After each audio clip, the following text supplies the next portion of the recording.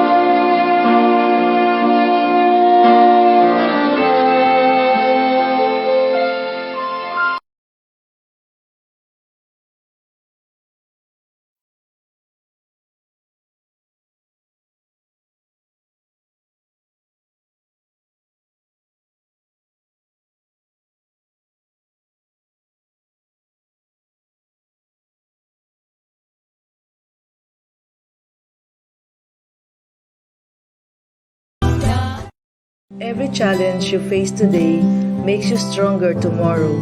The challenge of life is intended to make you better, not bitter. A tele-reminder from Teleradyo Marcelo, ang telearalan ng bawat Malulenyo.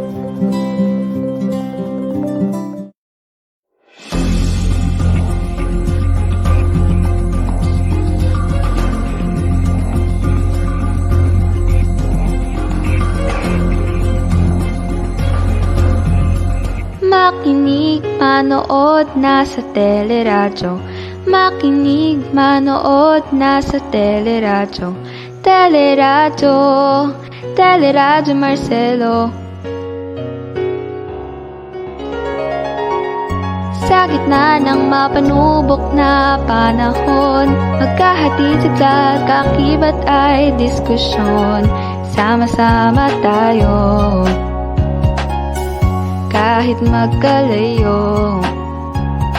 Sa programang ito, tiyak ang pagkatuto. Teleradyo, Teleradyo Marcelo. Teleradyo, Teleradyo Marcelo. Teleradyo, Teleradyo Marcelo.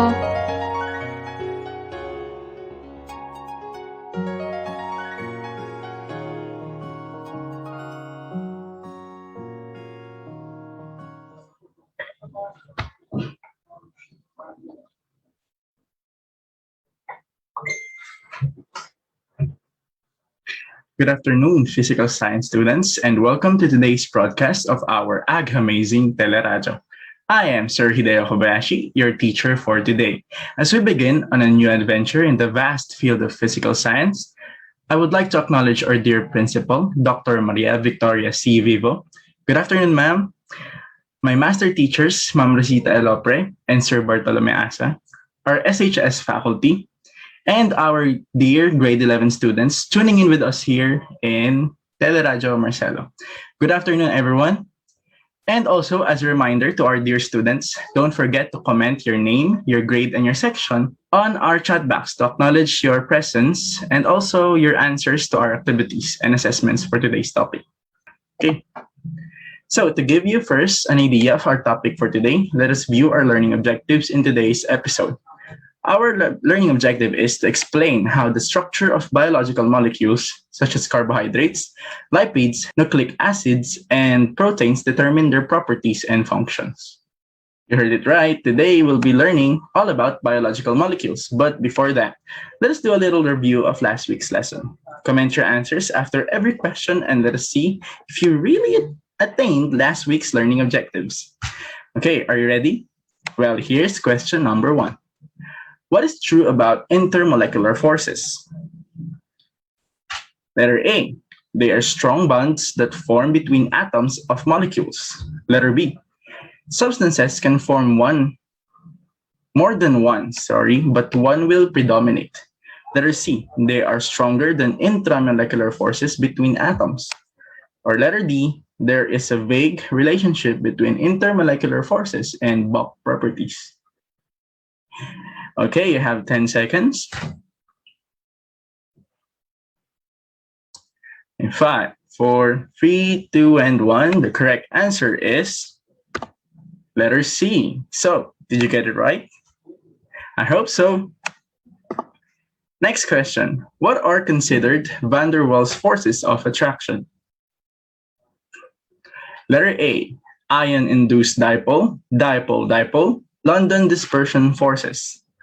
Letter B, dipole-dipole, dipole-induced dipole, London dispersion forces.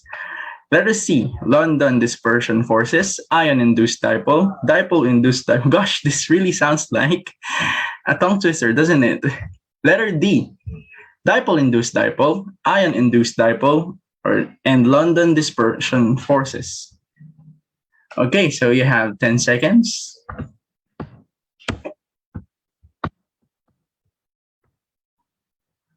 And the correct answer is letter B. Did you get it right? If you did, then wow, you're on a roll. Well, let's proceed to question number 3. When intermolecular forces are high, the boiling point is expected to be letter A, low. Letter B, high. Letter C, it depends on the kinds of atoms. And letter D, it's dependent on the number of atoms. Okay, letter A, low. Letter B, high.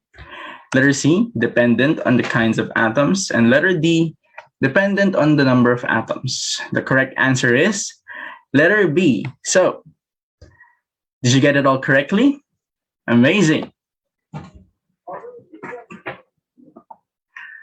Okay. So, last week's lesson was about intermolecular forces. This week, our topic will be all about biological molecules. However, before we dive straight into today's lesson, let me first ask a very important question for you all. What is your favorite food? Yeah, it's really important, you know. Is it pizza? Fried chicken? How about sushi? Shout out to those spaghetti lovers. Hello. Or maybe perhaps hamburger. So maybe your preference or your favorite isn't included in any of these, but we all have different food preferences, don't we? But food is not just for our pleasure and satisfaction. It is also a source of large molecules that are needed for life. So basically, when we eat, it's not just for the sake of satisfying our hunger and our cravings, right? So these molecules that are being talked about are what we call as biological molecules. or simply biomolecules. So these molecules actually make up every living thing, and in today's session, we will explore all about them, their structures, their properties, and their functions. Well, biological molecules are not just building blocks or structural components of our bodies. They are also molecules necessary for growth, development, and survival of every living thing on Earth. They are essential sources of energy, and they are the means of storing that energy as well. Lastly, they serve as blueprints of every unique organism, and as well as instructions to be passed on to future generations.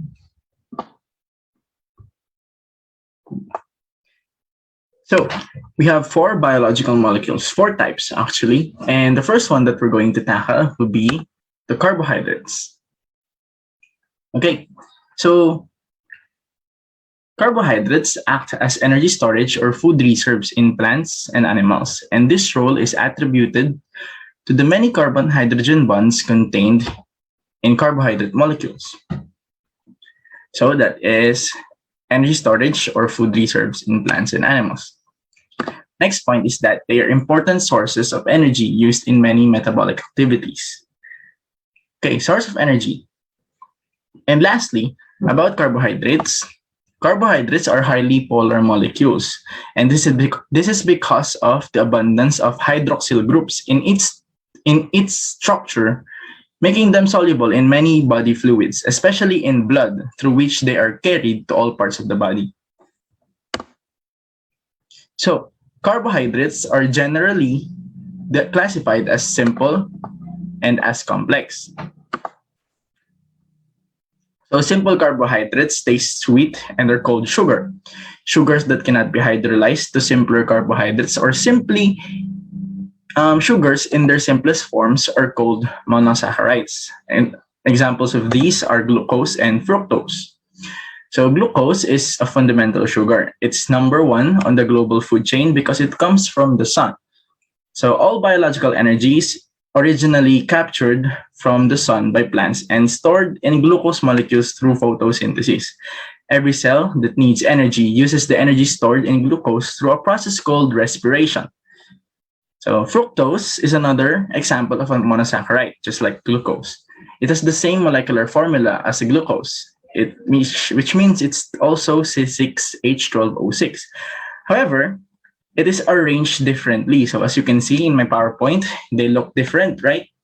Fructose is significantly sweeter than glucose as well. And it is also processed by our bodies in different ways. Okay, so after monosaccharides, we have the disaccharides, which, like the name says, are just two monosaccharides put together. So a very popular example is the sucrose, which is simply a glucose molecule and a fructose molecule joined by a covalent bond. So aside from sucrose, we have maltose. It is formed by joining two glucose molecules. And then we have lactose. The disaccharide were produced by combining galactose and glucose. So simple carbohydrates are easily broken down into its basic units, which therefore provides an instant source of energy. However, when these carbohydrates start to form into longer and longer chains, they become complex carbohydrates accompanied by changes in their functions and roles. So complex carbohydrates are those having more than 10 monosaccharide units, and they are called polysaccharides. Polysaccharides can contain thousands of simple sugar units. Instead of being sources for instant energy, complex carbohydrates become storehouses of energy or structural compounds. So it means when the carbohydrates move from being simple to being complex, their purpose shifts. They are no longer meant as energy sources. They are meant as energy storage units. So examples of complex carbohydrates are cellulose.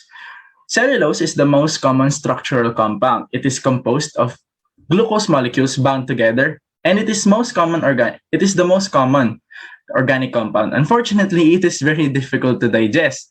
So you have to be careful. Watch out. You might get a severe case of indigestion if you ingest this or large amounts of cellulose.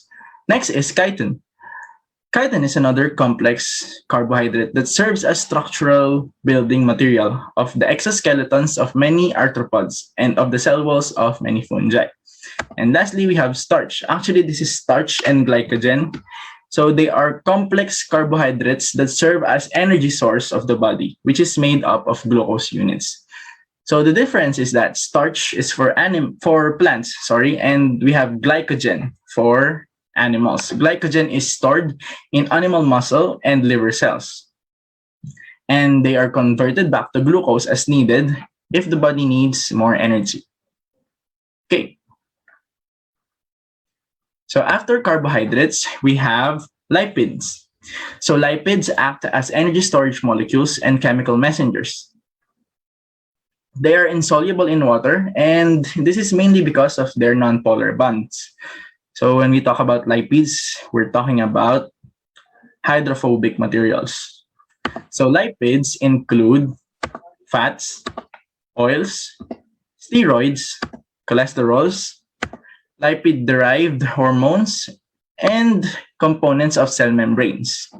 So the ones we know as phospholipids, okay?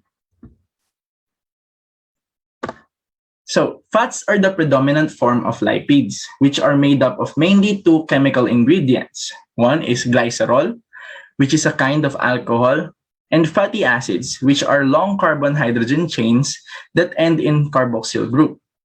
So if you can see, glycerol is a 3-carbon compound, and we have the fatty acids. So we have 3 chains for every triglyceride. So what is this triglyceride? So let's proceed. Fats are classified according to the number of fatty acid chains they contain. A monoglyceride or monoglyceride has 1 fatty acid chain. A diglyceride has 2, and a triglyceride has 3. Triglycerides are the main constituents of the body in humans and other vertebrates. Okay, so triglycerides can be saturated and unsaturated. Or what's the difference? So saturated means that if a carbon atoms in a fatty acid are connected to each other with single bonds, all of the carbon atoms end up connected to at least 2 hydrogen atoms. And one of them even picks up a third so that the fatty acid is saturated with hydrogen. So pay attention to the red box here. So if you can see all the C's, these are representatives of the carbon atoms. They are all fully occupied, right? This is what we call saturated. Okay, and however, when some of the carbon atoms are connected to each other with double bonds, all of those carbon electrons are spoken of so that they're not able to pick up those hydrogen atoms. This means that they are not saturated with hydrogen, and they are therefore considered unsaturated fatty acid. So pay attention to the red box again. As you can see, there's 2 carbon atoms that are bonded by a double bond. So because of this, it lacks 2 hydrogen atoms, which is why it is unsaturated. And also, you may pay attention to the image. You could see a slight deformation in the fatty acid chain. So this is what we would normally call kinks. Okay, so we'll be talking about them on a different day and a different lesson. So remember, triglycerides are 3 fatty acids connected to a glycerol. Swap one of those fatty acids for a phosphate group, and then you have a phospholipid. So what is a phospholipid? Phospholipids make up the cell membrane wall. Since the phosphate group makes one end polar, it is attracted to water, and the other end, which is nonpolar, avoids water. So if you were to scatter a bunch of phospholipids into some water, they would automatically arrange themselves with hydrophobic ends facing each other, and the hydrophilic ends, sticking out to face the water. Every cell in our body uses this natural structure to form its cell membrane. And this is necessary to establish a barrier between the internal and the external environment of the cell. So there are other lipids as well. Another class of lipids are the steroids. Steroids have a backbone of 4 interconnected carbon rings, which can be used to form hundreds of variations. The most fundamental of them is cholesterol, which binds with phospholipids to help form cell walls. So there are cholesterols that are also in the cell membrane. So their purpose is actually to help in the membrane fluidity. So we'll be discussing that in another episode as well. Also, we have lipid-based hormones. So after lipids, we have proteins, the third group of biological molecules.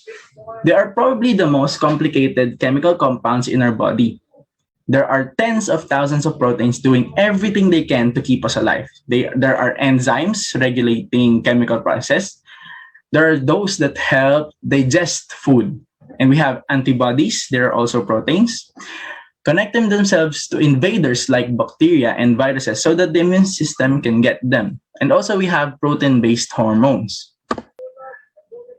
Now, let's move on to amino acids. Amino acids are the building blocks of proteins.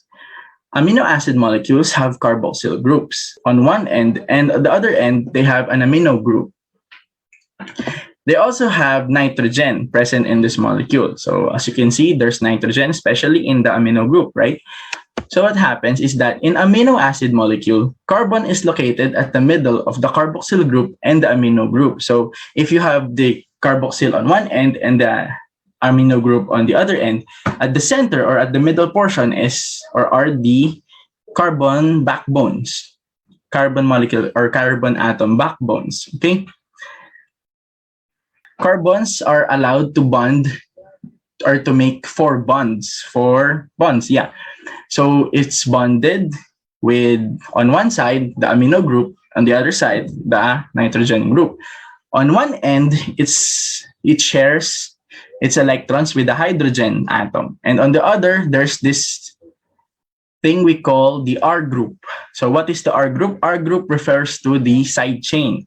There are 20 different kinds of side chains, and whatever R group fits in the structure will determine the shape and function of the amino acid. Amino acids form long chains called polypeptides. Proteins are formed when these polypeptides not only convert, but become elaborate and frankly really elegant structures. They fold, they coil, and they twist. Speaking of folding, coiling, and twisting, proteins have 4 levels of structure. The first level is the primary structure. It refers to the sequence of amino acids that make up the protein. See? So this speaks volume of how complex the proteins can be. Even the slightest changes in the sequence actually affects the overall protein.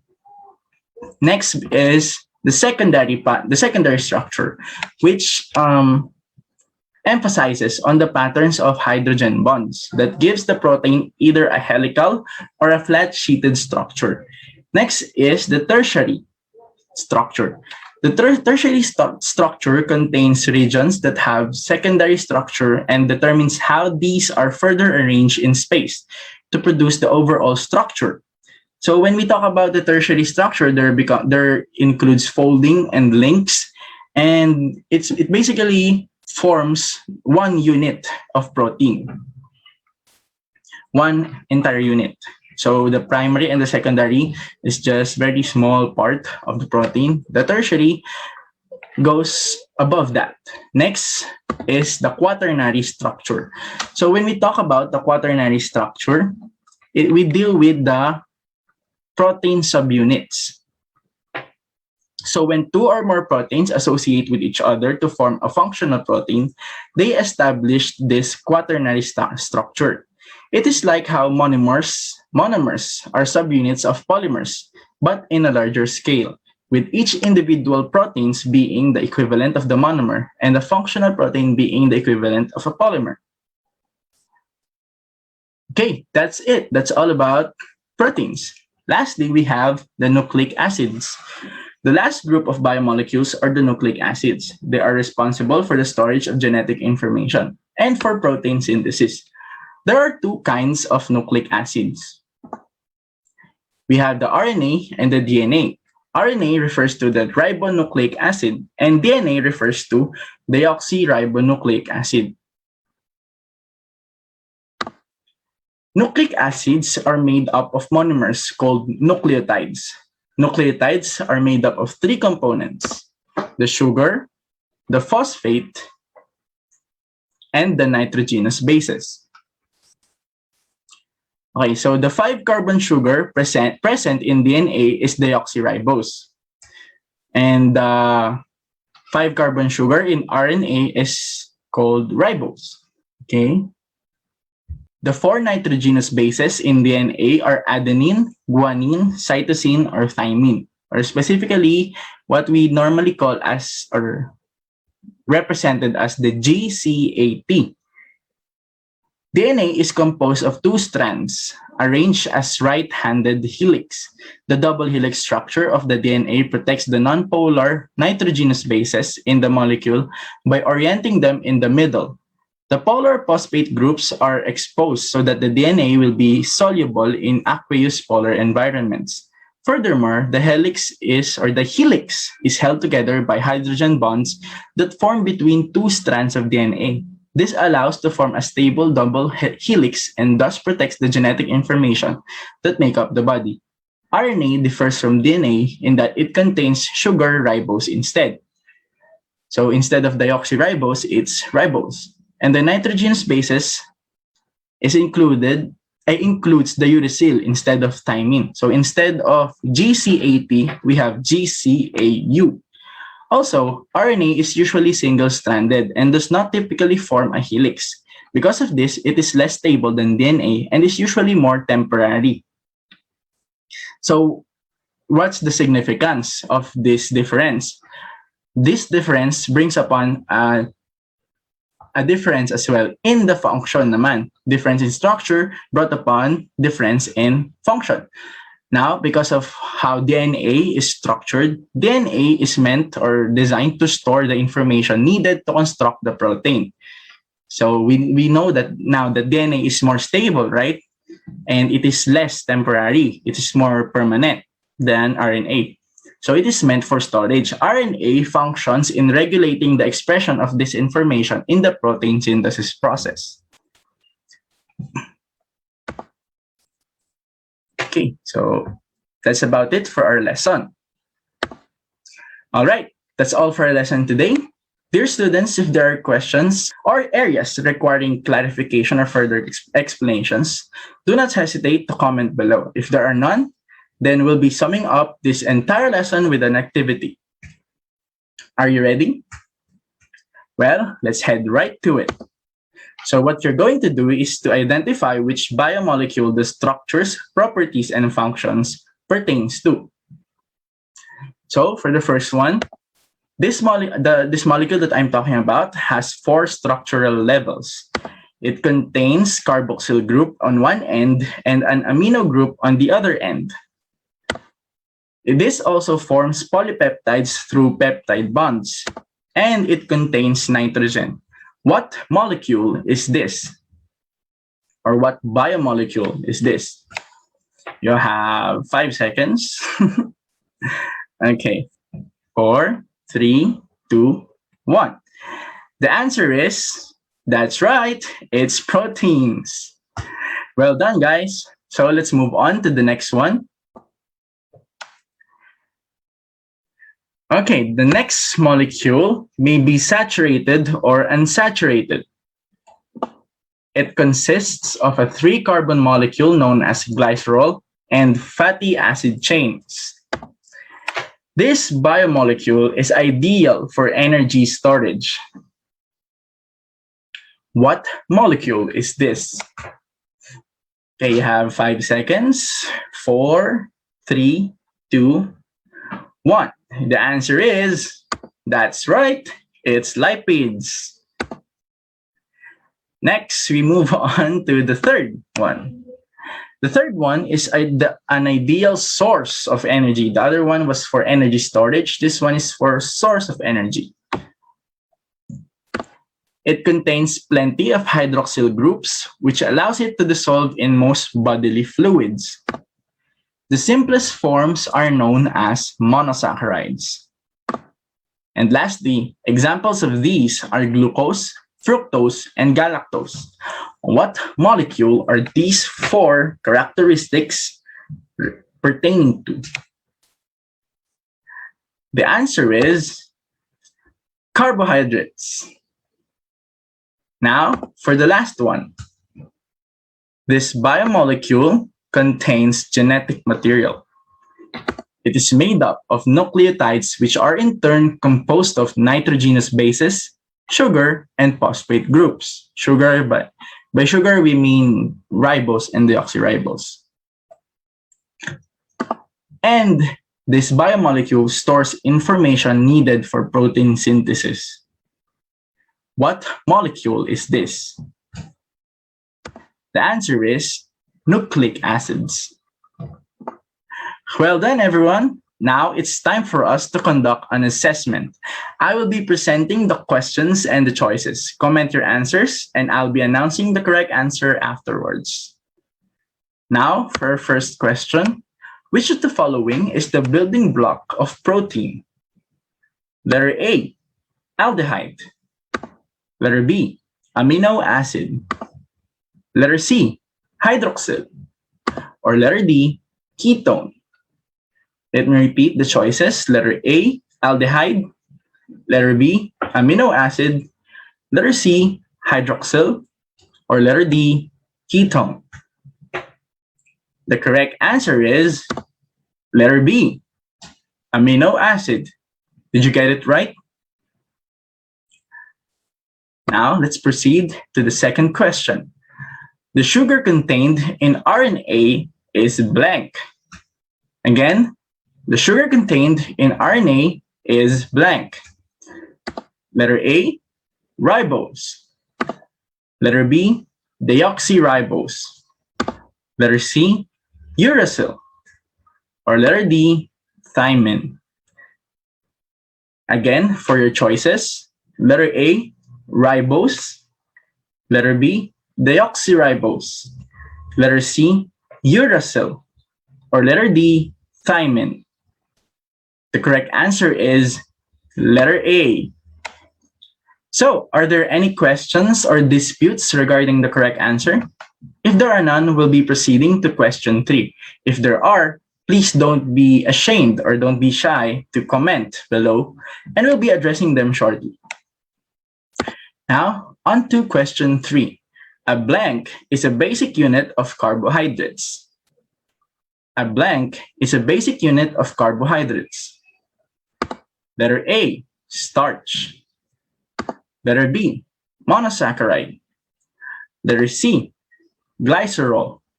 Or letter D, amino acids. So let me repeat your choices.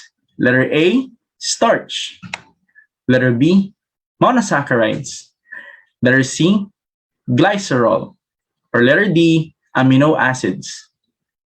The correct answer is letter B, monosaccharides. Now, let's head to question 4. How is everyone doing so far? I hope you're all able to answer correctly. Now, number 4, what type of lipids are found in all biological membranes? Again, what type of lipids are found in all biological membranes? Letter A, triglycerides.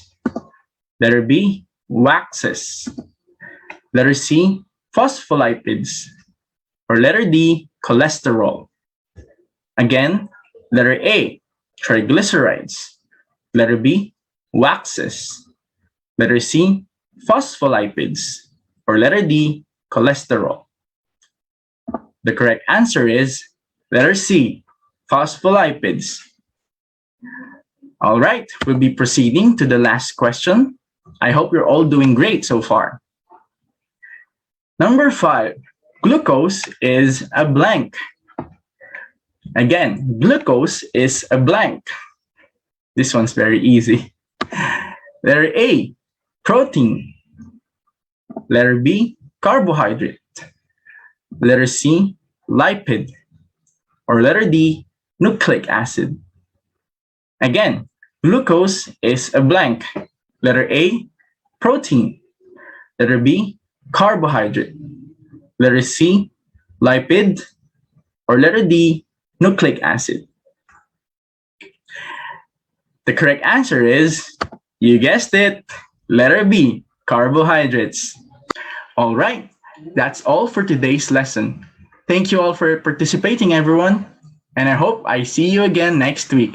Also, before you go, don't forget to like and share our episode today so that your friends and classmates could watch it as well. It's always good to share the learning, isn't it? Of course, I would also like to introduce the amazing team behind this week's episode. Yours truly, Sir Hideo Kobayashi, your technical director, as well as your teacher broadcaster for today, and Ma'am Emma Claudia F. Cebuano, this episode's scriptwriter. Lastly, as we part ways, I would like to encourage you all to persevere in your studies despite the current pandemic times.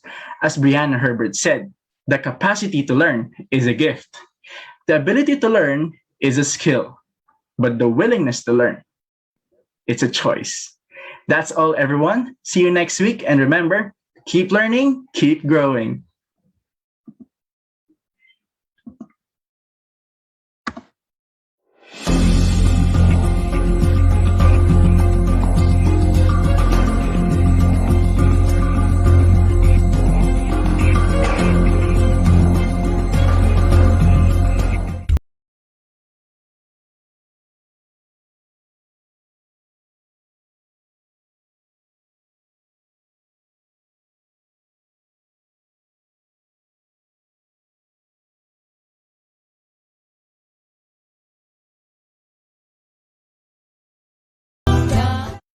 Makinig, manood, nasa teleradyo.